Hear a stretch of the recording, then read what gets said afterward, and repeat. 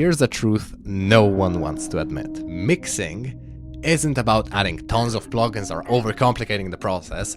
It's actually about doing less. Hot take, I know. I'm gonna lose a ton of sponsorships with this video, but that's the truth. I've only used Ableton stock plugins in my mixing for the past 8 years, and somehow that hasn't stopped me from getting thousands of streams on Spotify and getting my music to sound perfect, even on big sound systems. So in this video, I'm cutting all of the bullshit and showing you the only 3 things that make a difference. Starting with the first one. Let's say you are making a sandwich. Okay, hear me out. I'm gonna make this make sense. If you are making that sandwich, but the ingredients were rotten, you could be Gordon fucking Ramsay and the sandwich would still turn out like shit. So of course, you need to make sure your ingredients are good in the first place. And it's the same with music production. No matter how much mixing you do, it's still gonna fall apart if the sounds themselves are bad. Let me give you an example. In this track right here, everything is nice and tidy. But yeah, this kick is a little bit weak, even if I make it louder. So, I don't know, maybe let's replace the kick with an actually good one?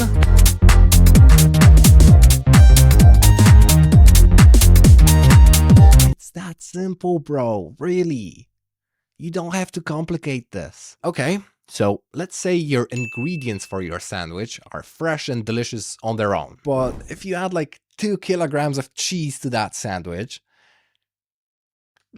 trust me, bro, I fucking love cheese, but that's not gonna be a good sandwich. Similarly, you could mess it up by adding too many tomatoes, too much salt, or not enough salt. If you add too much or too little of any one ingredient, it's just gonna mess everything up. And that is mixing.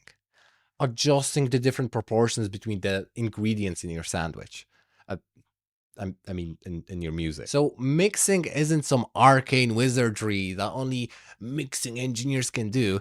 It's just proportions.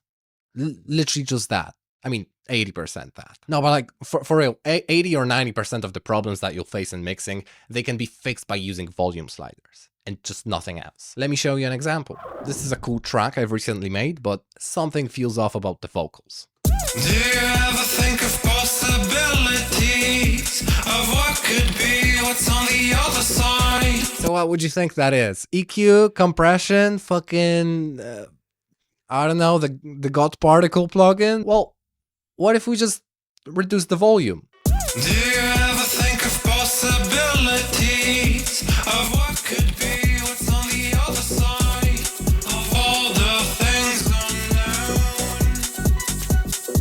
There we go. Now it feels like it's perfectly snug, sitting where it belongs in the mix. So, brother, when your sandwich has too much cheese, instead of trying to, like, I don't know, fucking spread glitter onto it, just take out some cheese.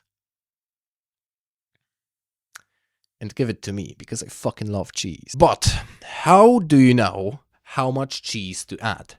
How do you know what the right proportions are for your music? Well, it's simple. You just look at Gordon Ramsay's sandwich. What's his recipe? What is he doing? Just copy that. And the equivalent in the music world is, you guessed it, using reference tracks. You must use them. I cannot stress this enough. It's literally essential. I know, I sound like a broken record. I've said this in like 20 other videos already, but it's the truth. Because the professionally produced tracks already sound great everywhere, no matter where you play them. So if you take your track and make it sound the exact same as the reference track, then by pure definition, your track is gonna sound good as well. It's literally like a cheat code. But how do you actually use reference tracks? Well, it can be a bit tricky, even if you compare your track back to back with a reference. It might be a bit hard to spot all the differences. To be fair, this is a lot of information at once. So what I like to do is to actually split the frequency spectrum into 3 bands: the lows, the mids, and the highs. And I tackle each of them one by one so it's more manageable. Let me show you how I do it. Using this EQ3 device, I solo only the low frequencies, and I go back and forth between the reference track.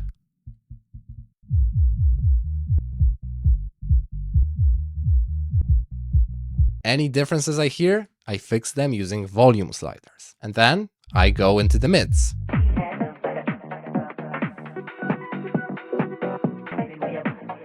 Same thing, any differences I hear, I fix them using volume sliders. And once I do this for the highs as well, then that's the entire frequency spectrum taken care of.